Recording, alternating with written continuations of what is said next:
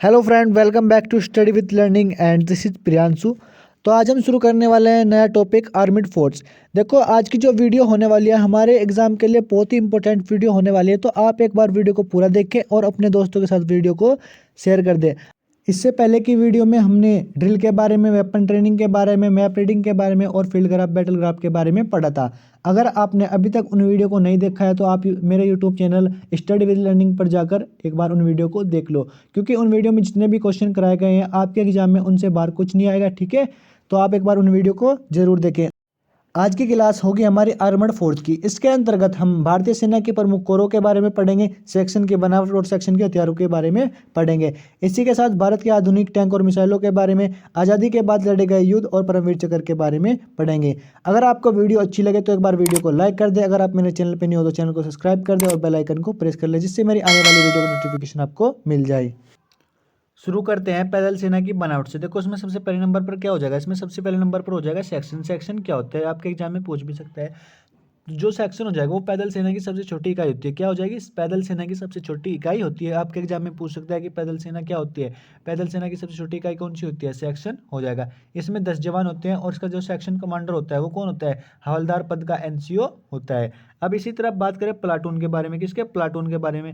तो प्लाटून क्या हो जाएगा, एक प्लाटून में एक प्लाटून हेडक्वार्टर हो जाएगा तथा 3 सेक्शन हो जाएंगे। मतलब एक प्लाटून हो जाएगी, उसके अंदर कितने सेक्शन, उसके अंदर 3 सेक्शन होते हैं। जो प्लाटून कमांडर होगा वो कौन हो जाएगा, वो नायक सूबेदार हो जाएगा या फिर सूबेदार पद का कोई जेसीओ हो जाएगा। अब इसी तरह बात करें कंपनी के बारे में, कंपनी भी एक प्लाटून के बाद आती है। तो एक कंपनी का खुद का हेडक्वार्टर हो जाएगा और इसके अंदर 3 प्लाटून होती है। क्या, 3 प्लाटून होती है। और साथ के साथ इसमें एमएमजी और आरसीएल एक सेक्शन भी होता है। मतलब 2 सेक्शन हो जाएंगे, एक एमएमजी का सेक्शन हो जाएगा और एक आरसीएल का सेक्शन हो जाएगा।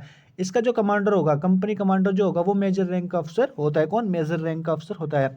अब बात करें बटालियन के बारे में। देखो, बटालियन बटालियन में क्या होता है, एक बटालियन में एक खुद का बटालियन का हेडक्वार्टर हो जाएगा, एक हेडक्वार्टर कंपनी तथा 4 राइफल कंपनी होती है। क्या, एक हेडक्वार्टर कंपनी हो जाएगी तथा 4 राइफल कंपनी हो जाएगी।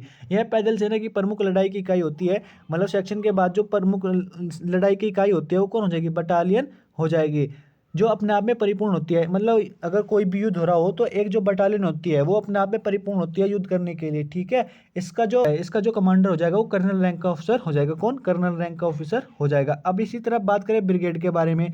ब्रिगेड क्या हो जाएगी, एक ब्रिगेड में हेडक्वार्टर के अतिरिक्त 3 इन्फेंट्री बटालियन होती है। कितनी, 3 इन्फेंट्री बटालियन होती है। ब्रिगेड की कमान ब्रिगेडियर रैंक का ऑफिसर करता है। कौन, ब्रिगेडियर रैंक का ऑफिसर करता है। अब बात करें इसी तरह डिवीजन के बारे में। डिवीजन क्या हो जाएगा, देखो आमतौर से एक डिवीजन में हेडक्वार्टर हो जाएंगे वह 3 ब्रिगेड हो जाएंगी। मतलब एक इसका हेडक्वार्टर हो जाएगा ब्रिगेड डिवीजन का खुद का, और कितनी, 3 ब्रिगेड इसके अंदर हो जाएगी। डिवीजन कमांडर कौन होगा, division commander major general rank का ऑफिसर होता है। ठीक है, अब बात करें कोर के बारे में। किसके बारे में, कोर। इसमें कोर, इसमें मतलब इसका एक खुद का हेडक्वार्टर हो जाएगा और इसके अलावा 1 या 2 डिवीजन इसके अंदर होती है। अब बात करें सेना के बारे में। देखो, सबसे बड़ी इकाई है भारतीय सेना की, सबसे बड़ी इकाई क्या हो जाएगी, सेना। ठीक है, इसमें क्या हो जाएगा, इसमें एक इसका खुद का हेडक्वार्टर हो जाएगा और फिर इसके अंदर 1 या 2 कोर सम्मिलित होती है। क्या, 1 या 2 कोर सम्मिलित होती है। इसका इस्तेमाल आपको पता है युद्ध के दौरान करते हैं हम। कहाँ, युद्ध के दौरान अगर कहीं पे भी चाइना बॉर्डर का युद्ध हो जाए या फिर पाकिस्तान के साथ युद्ध हो जाए या फिर किसी भी देश के साथ युद्ध हो जाए तो वहाँ पे क्या जाती है, भारतीय सेना। अब बात करते हैं भारतीय सेना की प्रशंसक एवं सहायक सेवाओं के बारे में। देखो, यहाँ से आपके एग्जाम में क्वेश्चन बन जाएगा, आपको पूछ लेगा आर्मी सर्विस कोर क्या होती है, फिर आर्मी मेडिकल कोर क्या होती है। मतलब आपको पूछ लेगा, मतलब कुछ भी पूछ लेगा, लेकिन मोस्टली एग्जाम में आपके ये पूछता है, इनसे फुल फॉर्म पूछता है। मतलब इनकी जो फुल फॉर्म होती है, जैसे कि आपसे पूछ लेगा एएससी क्या होता है, तो एएससी क्या हो जाएगा, आर्मी सर्विस कोर। इस तरह से फुल फॉर्म पूछता है। लेकिन कभी कभी इसके साथ ये भी पूछ लेगा कि आर्मी सर्विस कोर का कार्य बताओ क्या होता है। तो हमें दोनों के बारे में पता होना चाहिए। तो हम एक एक करके सबके बारे में देख लेंगे। तो देखो, सबसे पहले नंबर पर क्या आ गया, आर्मी सर्विस कोर। क्या, आर्मी सर्विस कोर। अब आर्मी सर्विस कोर क्या है, आर्मी सर्विस कोर में क्या काम होता है, यह कोर सेना के लिए भोजन, पेट्रोल, चारा तथा जो सेना की दैनिक जीवन की वस्तु है, मतलब कोई जवान होगा उसके दैनिक जीवन के लिए जो जो वस्तु है उसके लिए जरूरी है उसकी पूर्ति करती है। क्या करती है, उसकी पूर्ति करती है। कौन सी कोर करती है, आर्मी सर्विस कोर। अब बात करें आर्मी ऑर्डिनेंस कोर, किसकी, आर्मी ऑर्डिनेंस कोर। इसके बारे में क्या हो जाएगा, देखो आर्मी ऑर्डिनेंस कोर में क्या होता है, इसके अंदर जैसे वर्दी हो गया, हथियार होगा, गोला बारूद हो गया तथा गाड़ियां आदि की पूर्ति करना इसका काम होता है। किस क्या क्या काम कर होता है इसका, इसके अंदर वर्दी हो जाएगी आर्मी की, हथियार हो जाएंगे, गोला बारूद हो जाएगा तथा गार्डियन पूर्ति करना इसका काम होता है। अब बात करें आर्मी मेडिकल कोर के बारे में, इसके बारे में आपको पता ही होगा आर्मी मेडिकल कोर के बारे में क्या होता है। इसका काम क्या होता है, सेना के अंदर रोगों की रोकथाम करना तथा बीमारी व घायलों का चिकित्सा करना, मतलब इलाज करना इसका काम होता है। अब बात करें army intelligence corps, army intelligence का क्या काम होता है, ये तो आपको पता ही होगा, सूचनाएं एकत्रित करना तथा उनका विश्लेषण करना, मतलब कोई भी फेक खबर ना हो आर्मी से रिलेटेड। अब बात करते हैं आर्मी पोस्टल सर्विस के बारे में। देखो ये क्या होती है, ये एपीसी होती है, मतलब आर्मी पोस्टल सर्विस। क्या हो जाएगी, आर्मी पोस्टल सर्विस। इसमें क्या हो जाएगा, इसमें सेना के पोस्ट ऑफिस संबंधित सभी कार्य करते हैं। इसमें क्या हो जाएगा, इसमें जो सेना के पोस्ट ऑफिस संबंधित कार्य होते हैं, मतलब पोस्ट के जितने भी कार्य होते हैं वो कौन से हो जाएंगे, वो किसके अंदर आ जाएंगे, वो आर्मी पोस्टल सर्विस के अंदर आ जाएंगे। अब बात करें आर्मी कैंटीन सर्विस के बारे में, आर्मी कैंटीन सर्विस के बारे में। अब देखो आर्मी कैंटीन सर्विस में क्या होता है, यह सैनिकों की निजी आवश्यकताओं की वस्तुओं की बिक्री करती है। मतलब जो कोई भी सैनिक हो जाएगा, जवान हो जाएगा, जो उसकी निजी वस्तुएं होती है उनकी बिक्री का इसका काम होता है, उन्हें बेचने का इसका काम होता है। अब बात करते हैं आर्मी एजुकेशन कोर के बारे में। आर्मी एजुकेशन कोर क्या हो जाएगी, इसमें सेना के जवानों को शिक्षित करना इसका काम होता है। क्या, सेना के जवानों को शिक्षित करना इसका काम होता है। अब बात करें कोर ऑफ मिलिट्री पुलिस, क्या, core of military police. Police से आप समझ ही गए होंगे कि इसका क्या काम होगा। इसका काम होता है सेना के अंदर, इसका काम होता है सेना के अंदर अनुशासन बनाए रखना, सेना के अंदर होने वाले अपराधों पर निगाह रखना तथा परिवहन नियंत्रण पर इस कोर के मुख्य कार्य होते हैं। अब बात करते हैं जज एडवोकेट जनरल ब्रांच के बारे में, जिसे हम, इसकी जो शॉर्ट फॉर्म हो जाएगी, क्या हो जाएगी, इसकी शॉर्ट फॉर्म हो जाएगी जीएजी। आपके एग्जाम में पूछ सकता है, क्योंकि इंपॉर्टेंट सा लग रहा है ये, तो आपके एग्जाम में पूछ सकता है। तो इसका काम क्या हो जाएगा, तो आप समझ ही गए होंगे। यह क्या, यह सेना की न्यायिक शाखा होती है, मतलब इसके अंदर न्याय कराया जाता है। ठीक है, इसमें सैनिकों से संबंधित सभी मुकदमों का निर्णय किया जाता है। मतलब कोई भी मुकदमा वगैरह हो जाता है सैनिकों पर कोई भी, तो इसमें क्या हो जाता है, क्योंकि सेना के जो मुकदमे वगैरह होंगे वो बाहर नहीं जाते, वो सेना के अंदर अपने फैसले खुद करती है। ठीक है, तो इसमें क्या हो जाएगा, तो जो सेना के जो फैसले वगैरह होंगे, किसी पर कोई मुकदमा वगैरह हो गया तो वो कहाँ पे होगा, जज एडवोकेट जनरल ब्रांच के द्वारा होगा। अब बात करते हैं मिलिट्री फॉर्म सर्विस। अब देखो इसमें क्या हो जाएगा, इसमें जो आर्मी की खाली जगह होती है वहाँ पे वहाँ पे जो हमारे सेना के जवान होते हैं वे फसल और दूध का उत्पादन करते हैं। ठीक है, ये क्या हो जाएगा, मिलिट्री फॉर्म सर्विस, जिसे हम एफएस बोलते हैं। आप इनकी शॉर्ट फॉर्म को भी याद करके जाएं एग्जाम में, क्योंकि यहाँ से भी आपके एग्जाम में क्वेश्चन बनते हैं। ठीक है, तो हमने अभी पढ़ा था भारतीय सेना की प्रशंसक एवं सहायक सेवाओं के नाम और इनकी फुल फॉर्म के बारे में, और इनके कार्यों के बारे में भी हमने पढ़ा। तो आपको आई थिंक समझ में आ गया होगा इनके कार्यों। अब बात करते हैं थल सेना की कमान तथा उनके मुख्यालयों के बारे में। देखो यहाँ से क्वेश्चन हर बार बनता है, मोस्टली बी और सी के एग्जाम में यहाँ से क्वेश्चन बनता है, और इस बार भी बन सकता है। आपको पूछ लेगा एग्जाम में थल सेना की कमान बताओ और उनके मुख्यालय लिखो। तो जो भारतीय थल सेना है इसके 7 कमान है, कितनी, 7 कमान है, और इनके जो मुख्यालय भी कितने हो जाएंगे, 7 ही। तो हम इनको एक एक करके देख लेंगे। जो सबसे पहले हो जाएगा पूर्वी कमान, कौन सी, पूर्वी कमान। इसका मुख्यालय कहाँ हो जाएगा, इसका मुख्यालय कोलकाता में हो जाएगा। कहाँ पर, कोलकाता में इसका मुख्यालय हो जाएगा। अब बात करें दूसरी कमान के बारे में, कौन सी, दूसरी कमान, पश्चिमी कमान जिसको हम बोलते हैं। अब जो पश्चिमी कमान का मुख्यालय हो जाएगा वो कहाँ पे हो जाएगा, चंडी मंदिर। कहाँ पे, चंडी मंदिर में इसका मुख्यालय हो जाएगा, और चंडी मंदिर कहाँ है, मुंबई में। ठीक है, तीसरी जो कमान हो जाएगी, इसकी जो तीसरी कमान हो जाएगी वो हो जाएगी उत्तरी कमान। उत्तरी कमान कहाँ हो जाएगी, उत्तरी कमान का इसका मुख्यालय हो जाएगा उधमपुर, जम्मू कश्मीर। कहाँ, उधमपुर, जम्मू कश्मीर में हो जाएगा। अब बात करें दक्षिणी कमान के बारे में, जिसकी दक्षिणी कमान कहाँ हो जाएगी, दक्षिणी कमान इसकी हो जाएगी पूना में। कहाँ पे, पूना में इसकी दक्षिणी कमान हो जाएगी। अगर बात करें पांचवी कमान के बारे में, इसकी पांचवी कमान कौन सी हो जाएगी, इसकी पांचवी कमान हो जाएगी दक्षिण पश्चिमी कमान। इसका मुख्यालय कहाँ पे हो जाएगा, इसका मुख्यालय हो जाएगा जयपुर में। कहाँ पे, जयपुर में। अब बात करें इसकी जो छठी कमान हो जाएगी, कौन सी, छठी कमान जो इसकी हो जाएगी वो हो जाएगी केंद्रीय कमान। इसका सेंट्रल या मुख्यालय कहाँ पे है, इसका सेंट्रल या मुख्यालय कहाँ पे हो जाएगा, मतलब इसका मुख्यालय बोल सकते हैं कहाँ पे हो जाएगा, लखनऊ में। ठीक है, अब जो हमारी एक लास्ट बची है, कौन सी, ट्रेनिंग कमान। अब ट्रेनिंग कमान इसका मुख्यालय कहाँ है, ये तो आप सभी को पता होगा, जो भारतीय सेना की ट्रेनिंग कमान है इसका मुख्यालय कहाँ पे है, शिमला में है। मैंने आपको ये बताया थल सेना की कमान। अगर आप चाहते हो तो आप वायुसेना और नौसेना की कमान को भी याद करके जा सकते हो, लेकिन जैसे कि हमारी थल सेना वाली एनसीसी, लेकिन मोस्टली एग्जाम में थल सेना की कमान से ही क्वेश्चन पूछेगा। ठीक है, आगे बढ़ते हैं।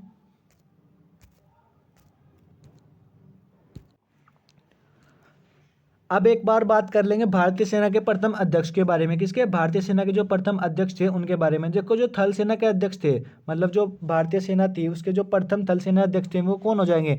वो हो जाएंगे वो कौन हो जाएंगे?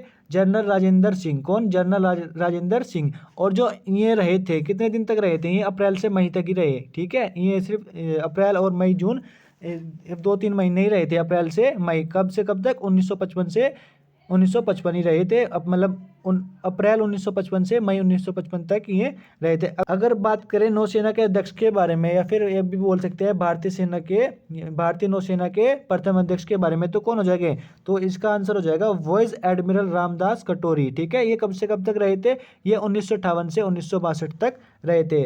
अब बात करें वायुसेना के प्रथम अध्यक्ष के बारे में, तो इसका आंसर हो जाएगा एयर चीफ मार्शल थॉमस अल्महर्ट्स। ठीक है, ये कब से कब तक रहे थे? ये 1947 से 1950 तक रहे थे। आपके एग्जाम में यहाँ से भी क्वेश्चन पूछ सकता है।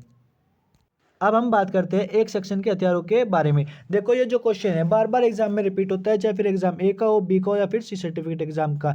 अगर एग्जाम ए और बी सर्टिफिकेट का हो तो आप इस क्वेश्चन को, इसका जो आंसर है वो इन छोटे से वर्डों में लिख सकते हो। एक सेक्शन में एक स्टैंड कार्बाइन होती है, 7 राइफल होती है, 2 LMG होती है और एक हैंड ग्रेनेड 36 नंबर, मतलब जो हैंड ग्रेनेड हो जाएंगे 36 नंबर के ये होते हैं। ठीक है, अगर आपको इस क्वेश्चन को बड़ा करके लिखना है तो वो फिर कैसे लिखना है, अब देख लेंगे हम इस क्वेश्चन को बड़ा करके कैसे लिखेंगे। अगर आपको ए ग्रेड चाहिए तो आपको उस तरीके से ही लिखना पड़ेगा। अगर आप शॉर्टकट में लिखना चाहते हो तो आप ऐसे लिख सकते हो। ठीक है, अब बात कर लेंगे हम। देखो अगर जो इसी क्वेश्चन को अच्छी तरीके से लिखना हो जिससे हमें ए ग्रेड मिल जाए, क्योंकि ये क्वेश्चन बार बार रिपीट होता है, तो हम इस क्वेश्चन को अच्छी प्रकार से देख लेंगे। देखो जो एक सेक्शन होता है उसमें कौन होता है? एक सेक्शन कमांडर होता है और एक सेक्शन 2IC होता है। अब जो सेक्शन कमांडर हो जाएगा इसके पास कौन कौन सी गन हो जाएगी, मतलब क्या क्या हथियार हो जाएंगे? देखो जो एक सेक्शन कमांडर होता है इसके पास एक स्टेन गन होती है। क्या? एक स्टेन गन होती है। भरी हुई स्टेन मैगजीन होती है, भरी हुई इसकी स्टेन मैगजीन हो जाएगी, एक्स्ट्रा मैगजीन हो जाएगी। हैंड ग्रेनेड हो जाएगा 36 नंबर का, वायर कटर हो जाएगा और मैप आदि, मतलब बहुत मैप हो जाएगा और भी बहुत सारी चीज़ें इसके पास हो जाएगी।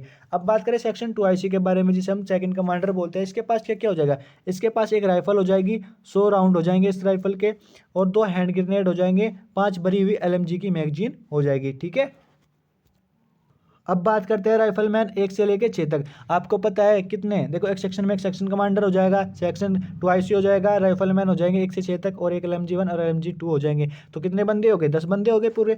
जो राइफलमैन 1 से 6 तक है, मतलब जितने भी राइफलमैन हो जाएंगे उनके पास क्या क्या होता है अब देख लेंगे।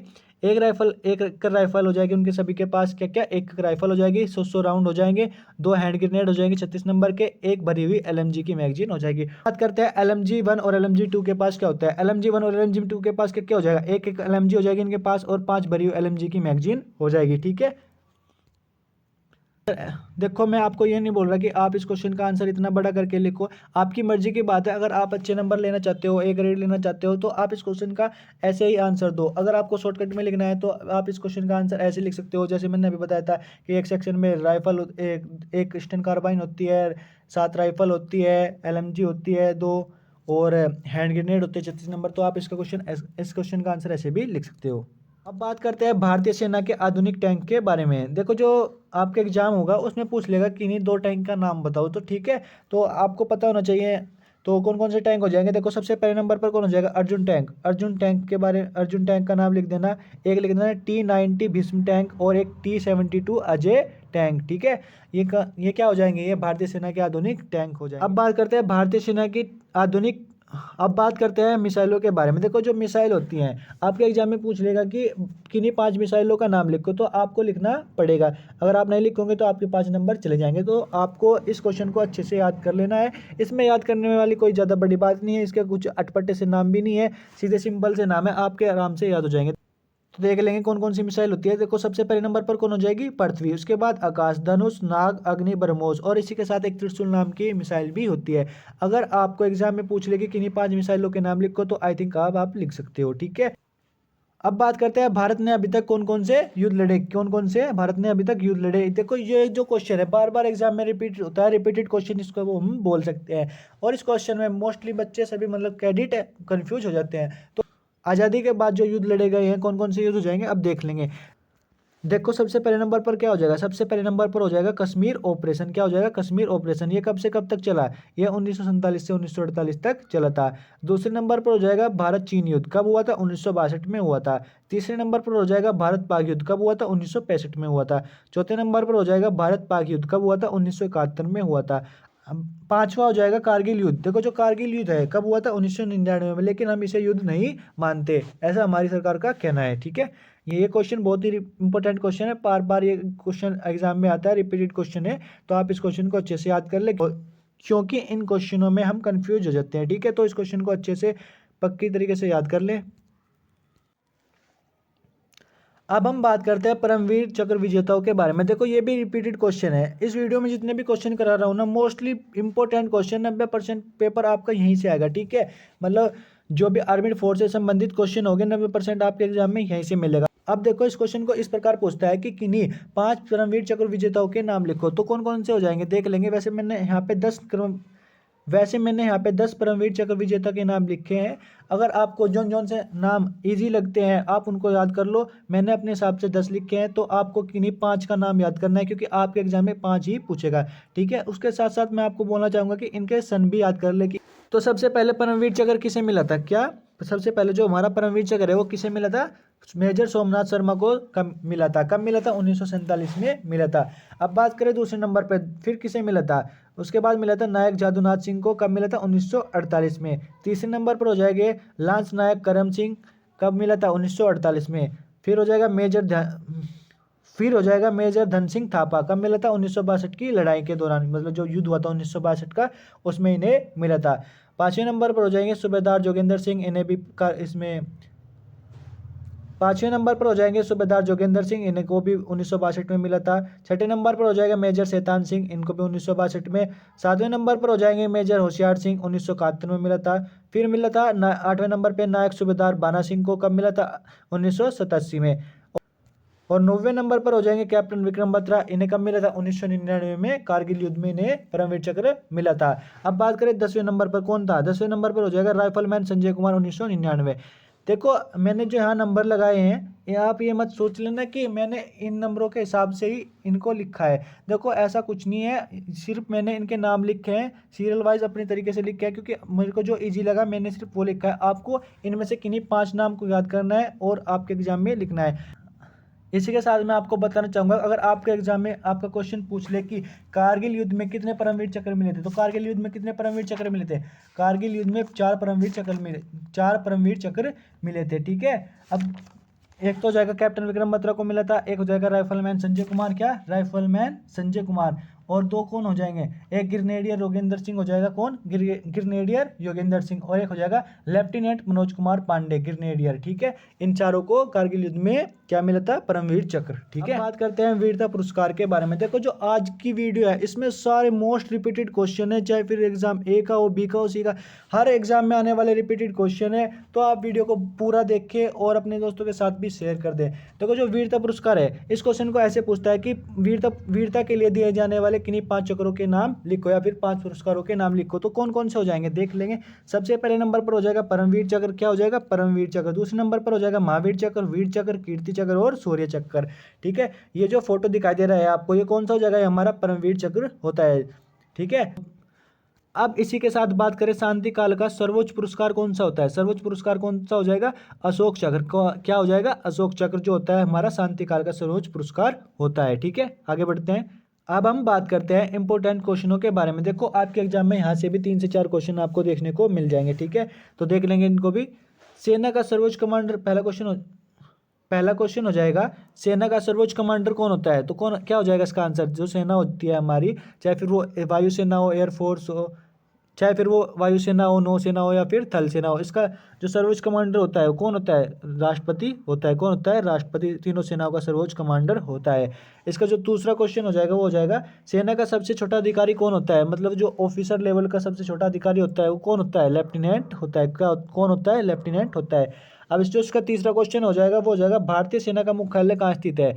जो हमारी तीनों सेनाएं हैं, भारतीय वायुसेना हो जाएगी, नौसेना हो जाएगी और थल सेना तो हो ही गई। जो इनका मुख्यालय है, इन तीनों का मुख्यालय कहाँ पे है? इन तीनों का मुख्यालय दिल्ली में स्थित है। अब छठा क्वेश्चन, जैसे कि मैंने अभी आपको बताया था, सेना का सबसे उच्चतम पुरस्कार कौन सा है? परमवीर चक्र। कौन सा हो जाएगा? परमवीर चक्र सेना का सबसे उच्चतम पुरस्कार होता है। अब सातवां क्वेश्चन हो जाएगा, एनसीसी में कौन सा पदक दिया जाता है? तो एनसीसी में कौन सा पदक दिया जाता है? एनसीसी में रक्षा मंत्री पदक दिया जाता है। कौन सा रक्षा मंत्री पदक दिया जाता है?